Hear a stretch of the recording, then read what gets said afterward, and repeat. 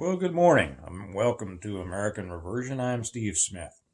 Welcome to all of the new people, both on YouTube and on Patreon. It's great to have you here. We just went over 1,000 subscribers, and thank you all very much for sharing this with your friends.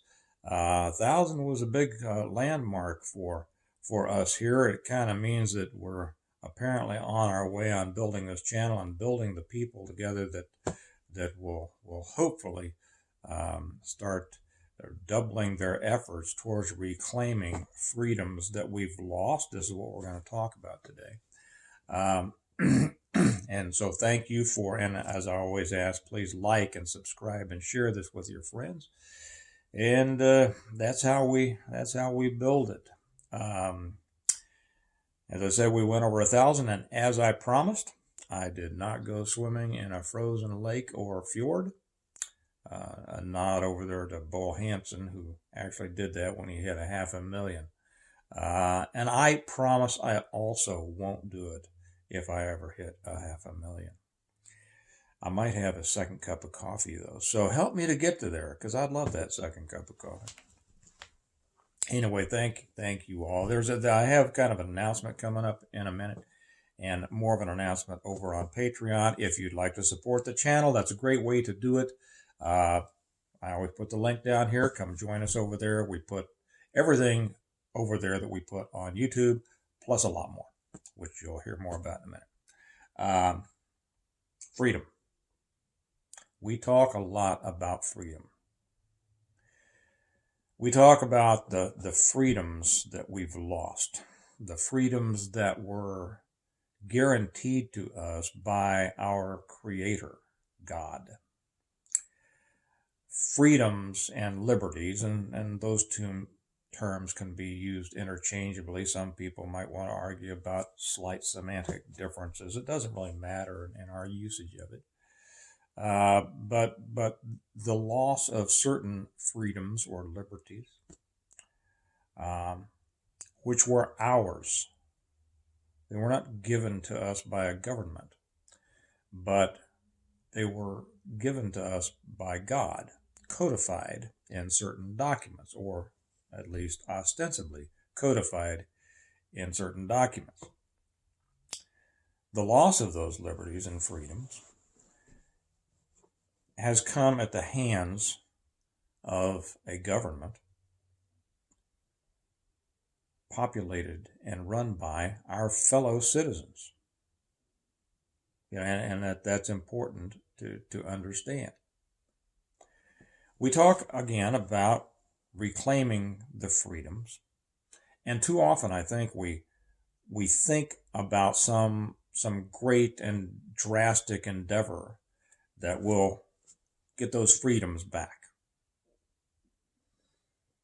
The founders had theirs in the 1770s.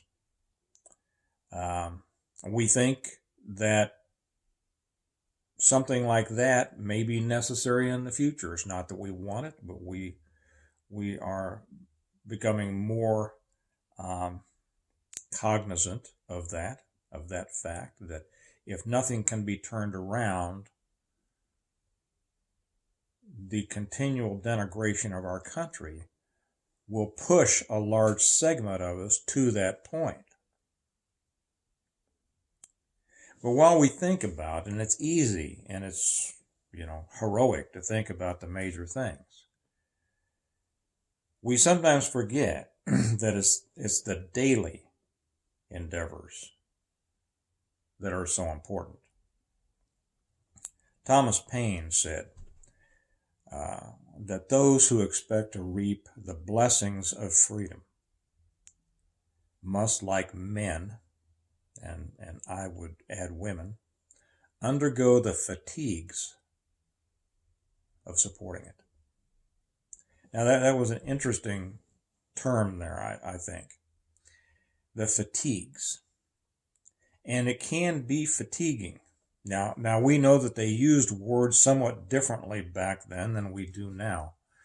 But I think I know what he was saying is what we should keep in mind, and that is that it's not all about winning the big fight, but about continuing to fight the small fights every day and not allowing ourselves to be so fatigued from it, so tired of it, that we stop and throw up our hands and give up. Too many people out there who say that they want a return of America to what it used to be and was meant to be have taken themselves out of the fight. They're not engaging with their neighbors on a daily basis about the importance of our God-given rights. They too often think that voting doesn't work. I understand that. This last election was was criminal. Okay, there are people that should be in prison. Many people who should be in prison, from the very bottom to the very top. But that's not the reality of what's going on now, even though there are moves being made in that direction. Okay, we can hope for that, but we can't wait for that. The battle is here with us every day, and we need to be in the battle. And that battle is not one of muskets or modern sporting rifles, at least not yet. The battle is in winning the hearts and minds and the opinions of our fellow citizens. And for those who think that, well, that's just too mundane for them to even bother with, those people are not helping us. They are not a part of the fight. I know that it's very popular to assume that mantle of cynicism that masquerades as realism and say, well, if you think, and I get the comments on here, and if they're too rude, I knock them off. If you think that blah, blah, blah, you're crazy. If you don't understand by now that nothing can be done, you're not, well, okay. Then why are you even watching this? Okay. And if you think that something else needs to be done, well, what are you doing? What are you doing about it? Feel free to share. But for the vast majority who aren't going to go to that end, and hopefully won't withdraw from the battle under the guise of a misdirected cynicism, the battle is daily. The battle is trying to influence your fellow citizens, trying to have influence over your local elected officials. That's the battle today. Now, will it come to a point where more has to be done? Who knows?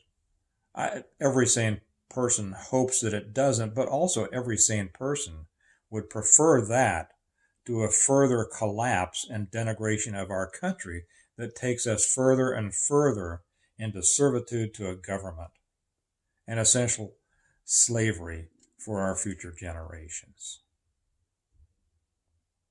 When we think about the words of Thomas Paine, when he said, all who expect to reap the blessings of freedom, we have to think about that.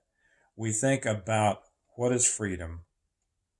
From whence does it come? From whom does it come? It comes from God. And why is freedom important? It's important because of the blessings that are contained within it.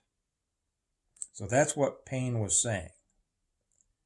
Those who expect to reap the blessings of freedom, not just, oh, I can run around and do whatever I want, but those God-given blessings that make life here on this earth exceptional.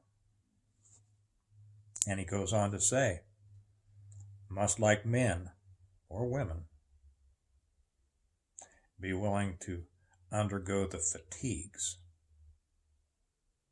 of its support.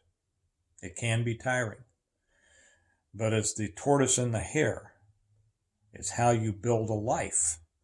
It's how you build a family. It's how you build a country. My announcement on what I was going to get to here was that last night I finished my 5th book, The Blessings of Freedom. I named it after that quote by Paine. It's been a long road to finish this book because I had so many other things pop up during the process. But I finally finished the book. I've finished designing the cover, which I've already posted over on the Patreon channel for those of you who want to see it. You all will be the very first to see it.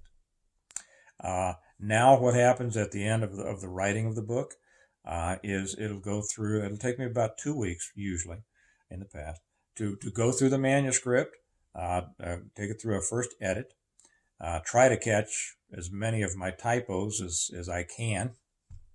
I never catch them all the first time.